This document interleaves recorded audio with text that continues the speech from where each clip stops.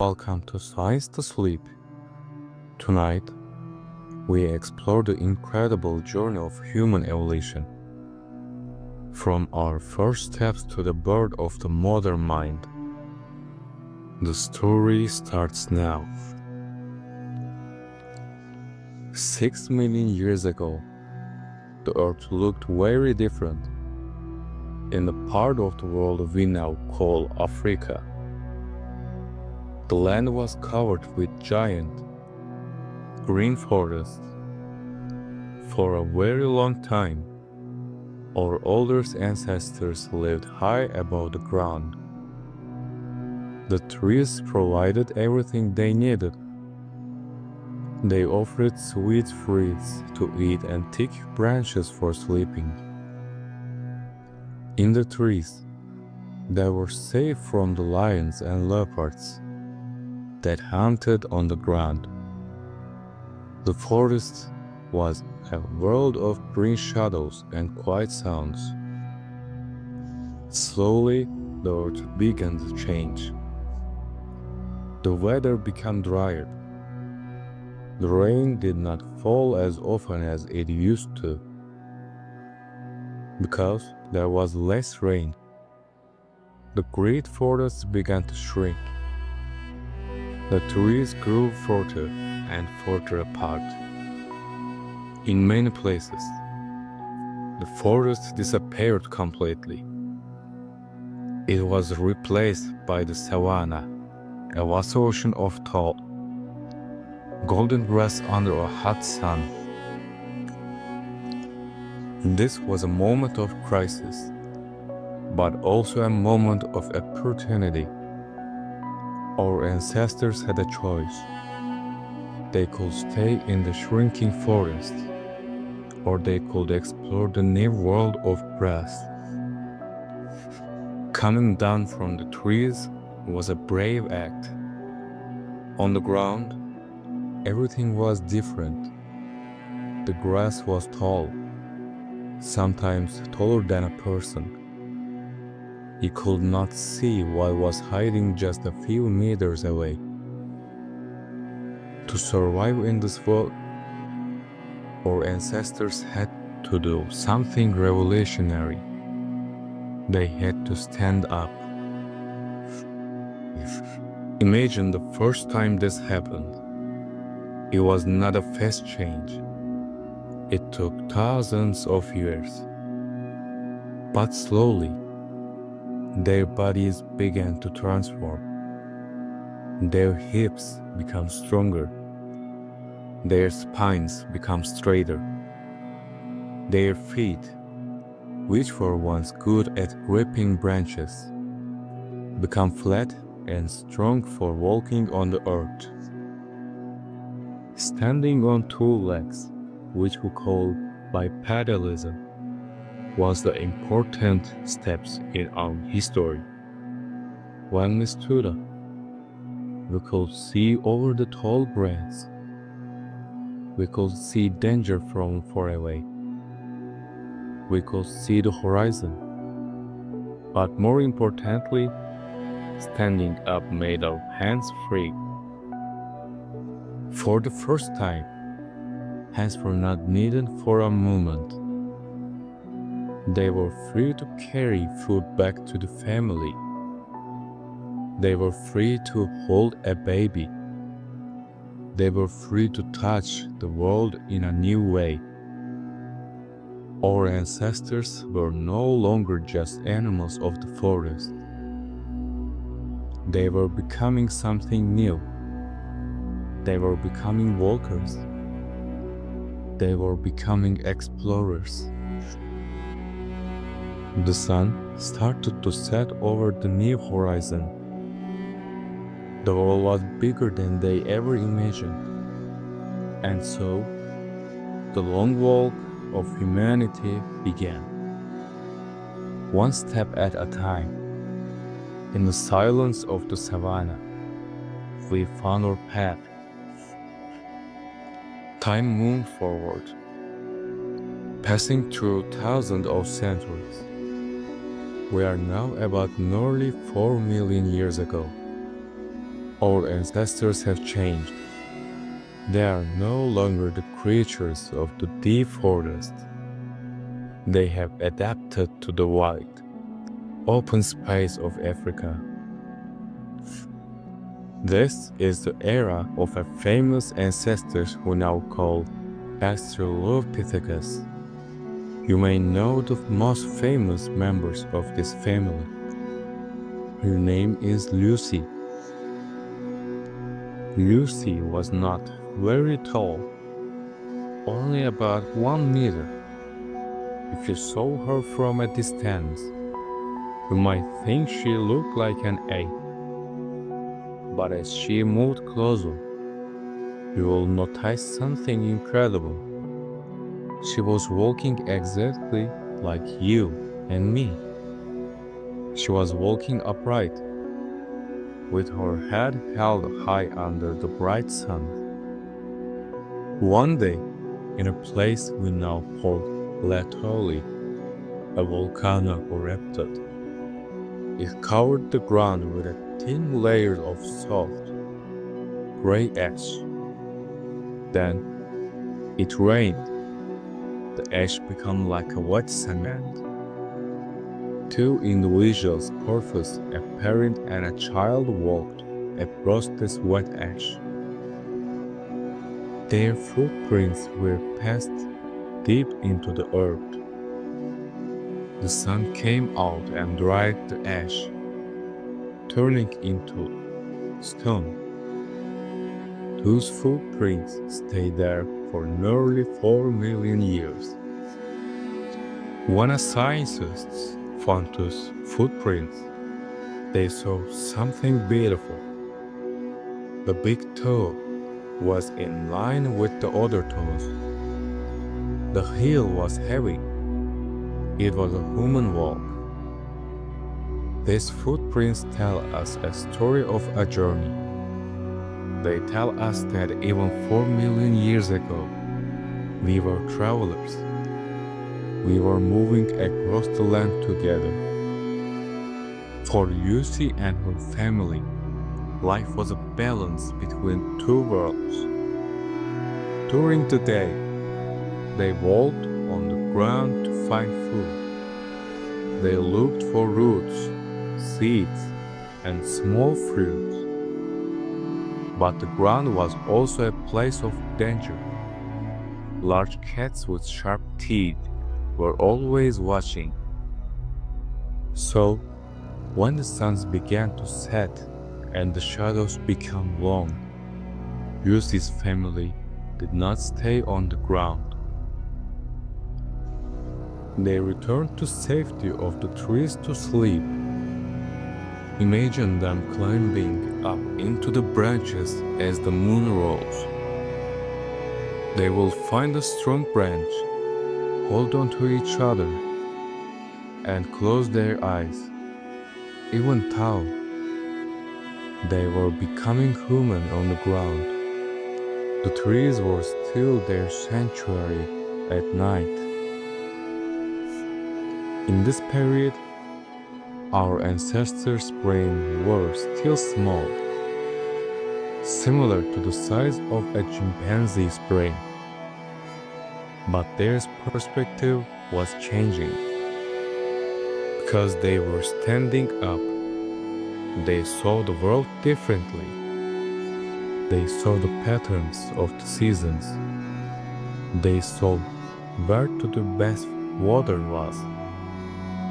They began to understand the land. They were not using complex tools yet. They might pick up a simple stone to crack open a nut, or use a stick to reach for honey. These were small actions, but they were the seeds of something much bigger. They were learning that the world could be used. Lucy did not know that millions of years later, her bones would be found, and she would be famous all over the world. She was simply living her life, protecting her family, and walking across the savannah. She was a bridge between the ancient past and the human future. Each step she took was a step toward us. As the stars filled the sky over the African plains, Lucy and her family slept in the trees, dreaming of a world that was slowly becoming their own. As we continue our journey, the clock of the earth moves forward. We are now about 2.4 million years ago. A new kind of being is appearing on the plains of Africa. These ancestors look more like us. Their face is flatter, and their brain is growing larger.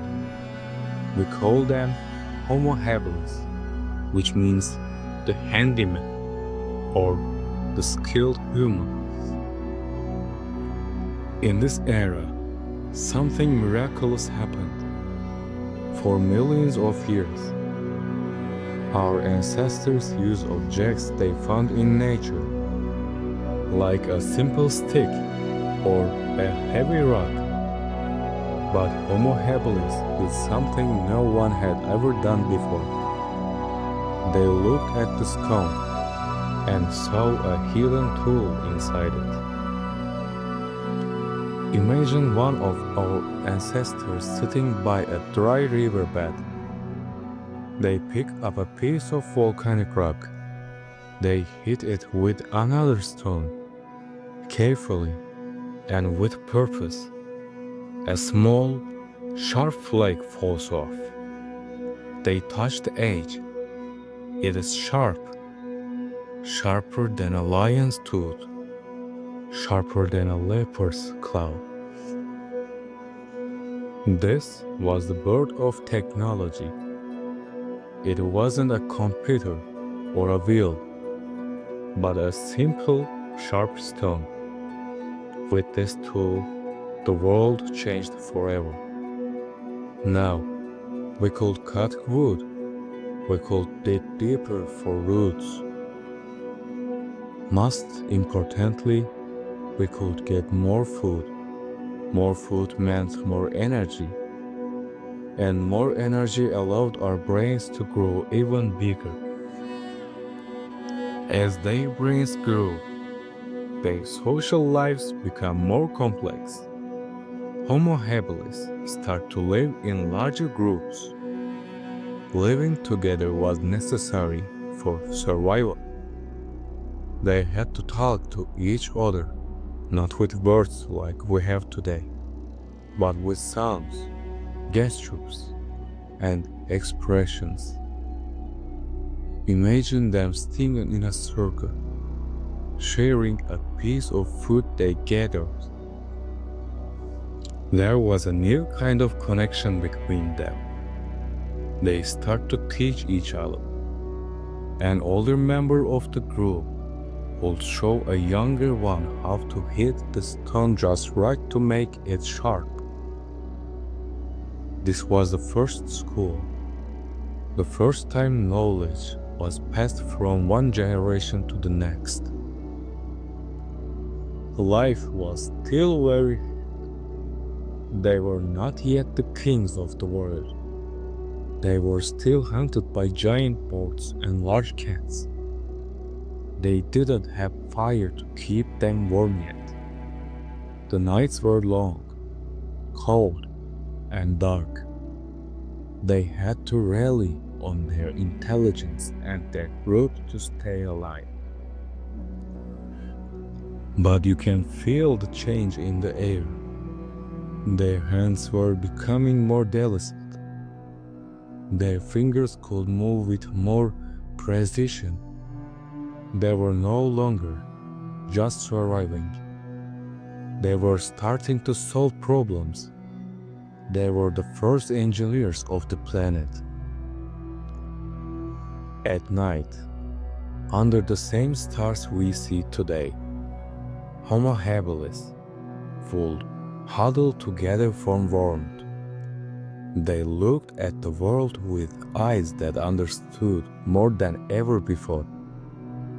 They saw the stars not just as lights, but as guides. They saw the river not just as water, but as a path. They were the first ones to realize that they could change the world around them. They were no longer just part of the landscape.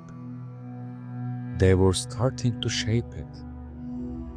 With a sharp stones in their hand and a growing dream in their mind, they prepared the way for the masters of the future. The age of the skilled human had begun, and the world would never be silent again. Time continues to flow like a deep river. We are now about 1.8 million years ago. A new figure stands on the horizon. This is Homo erectus. They are taller, stronger, and more confident than any ancestors before them. They are the great travelers of our history. For the first time, our family leaves Africa and begins a long walk into the lands of Asia and Europe. But they carry a secret power with them. They have become the masters of fire. Before this moment, fire was only something to fear. It came from the sky as lightning, or from the earth as lava. All animals ran away from the smoke. But Homo erectus did something incredible. They did not run. They reached and captured the fire. They learned how to keep it alive. Imagine a cold, dark night nearly 2 million years ago. The sun has gone down, and the world is pitch black. In the past, this was a time of fear.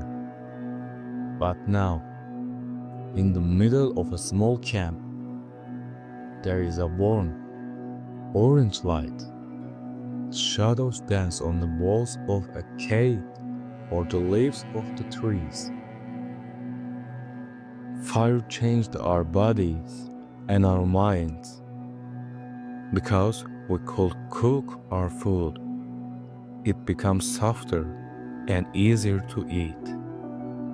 We did not need huge teeth or powerful jaws anymore. Our faces become more like the faces we see in the mirror today. Cooking gave us a huge amount of energy that went straight to our brains. Our intelligence began to explode. But the most beautiful change was social. Fire brought us together. In the dark, the fire created a circle of light. Inside that circle, everyone was safe. Outside the circle, the world was cold and dangerous. Inside, it was warm and peaceful. Think about those long nights. People sat close to each other. They looked into the flames. This was the beginning of the human family as we know it. This was the birth of the first stories. They couldn't speak complex languages yet, but they shared the warmth. They shared the light. They looked at each other and felt a connection. The fire made us feel at home, no matter where we were on the earth. With fire, we could also explore the cold parts of the world. We could travel to the north, where the snow fell and the air was freezing. We carried the sun with us in the form of a burning branch. We become the kings of the night. Homo erectus lived on this earth for a very long time, much longer than we have lived so far. They were masters of survival. They watched the stars through the smoke of their campfires for over 1,000,000 years. They were the bridge between the wild past and the modern future. As you listen to the sound of the flames, imagine that same warmth that our ancestors felt. It is the same fire that has kept us safe for thousands of generations. It is the light that guided us out of the darkness and into the world of today. The night is no longer an enemy.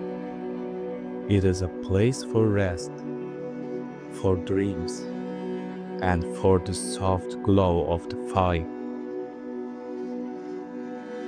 As we move closer to the present, the world begins to grow cold.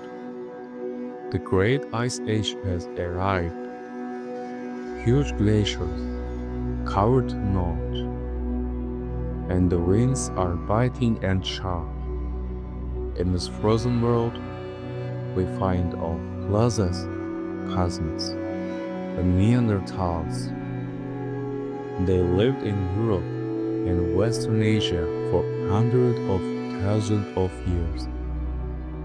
They were not primitive beings. They were strong, intelligent, and deeply connected to one another. Imagine a world covered in light. The Neanderthals were built for this environment. They were shorter and stronger than us, with powerful muscles to keep them warm. Their noses were wide to warm the freezing air before it reached their lungs.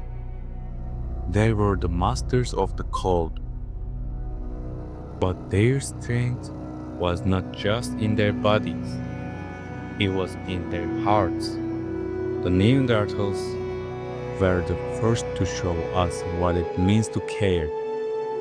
We found their remains in caves, and they tell us a beautiful story. We found bones of individuals who were old or injured people who could not hunt or gather food, yet they lived for many years. This means their families took care of them. They carried them, fed them, and protected them. This was the birth of the true compassion. The Neanderthals were also the first to honor the mystery of death. In a quiet corner of a cave in modern-day Iraq, scientists found a grave.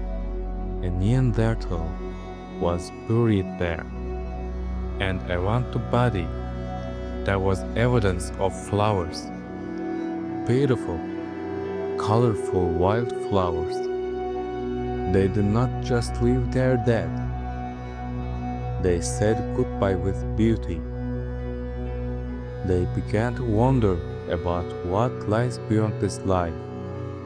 They were the first spiritual being of the ice. They were incredible hunters too. They stood face to face with giant mammoths and woolly rhinoceroses. They made complex tools and lived in cozy caves, lighting fires to keep the frost away. For a long time, they were the only humans in the north. They listened to the silence of the snow and watched the northern lights dance across the sky. Then, about 40,000 years ago, the Neanderthals began to disappear. We don't know exactly why. Purpose, the climate changed fast, or purpose, They could not compete with the new human arriving from the south or direct ancestors, but they did not truly vanish. Most people living today carry a small piece of Neanderthal DNA in their blood. They are part of us. Their strength, their resilience, and their kindness live on in our genes. They were not a failure of evolution. They were a beautiful chapter in the human story. Think of them when you feel the cold air of winter. Think of them as the first ones who cared for the weak and put flowers on a grave. They remind us that being human is not just to survive, but to love and to remember. In the long, frozen night of the past, their fires burned bright with a spirit that we still carry today. Finally, we reached the last chapter of our long walk. About 300,000 years ago, in Africa, a new kind of human appeared. This is us, Homo sapiens. We had the same bodies, the same faces, and the same brains that we have today. But for a long time, we lived quietly, just like our ancestors. Then, about 70,000 years ago, something incredible happened. It was like a light turned on in the human mind. We call this the cognitive revolution. It was the Great Awakening. Before this moment, we made tools to hunt. But now, we started to make things just for beauty. Deep inside dark caves, by the light of a small lamp, our ancestors began to paint. They painted menus, horses, and lions on the stone walls. These were not just pictures. They were stories. They were dreams. For the first time, a living being was capturing the world and putting it into a wall. We were no longer just living in nature. We were thinking about it. With this new mind came a new power, complex language. We didn't just point at a tree animal. We could talk about things we couldn't see. We talked about the past. We planned for the future. And we created myths and legends. We started to wear jewelry made of seashells. We made music with flutes made from bird bones. We were discovering the world of the spirit and the imagination. This new power allowed us to conquer the entire planet. We built boats and crossed the oceans to Australia. We walked across the ice to America. We climbed the highest mountains and survived in the deepest jungles. No other human species had ever done this. We were explorers, driven by curiosity that never stopped. We wanted to see what was behind the next hill, across the next sea. But as we traveled, we also started to settle down. We looked at the wild weeds and the animals, and we decided to stay. We built first villages, then the first cities. We looked at the stars and saw patterns. created calendars, writing, and mathematics. The long walk that started with a single step in the African Savannah has led us to the world of today, the world of technology, art, and science.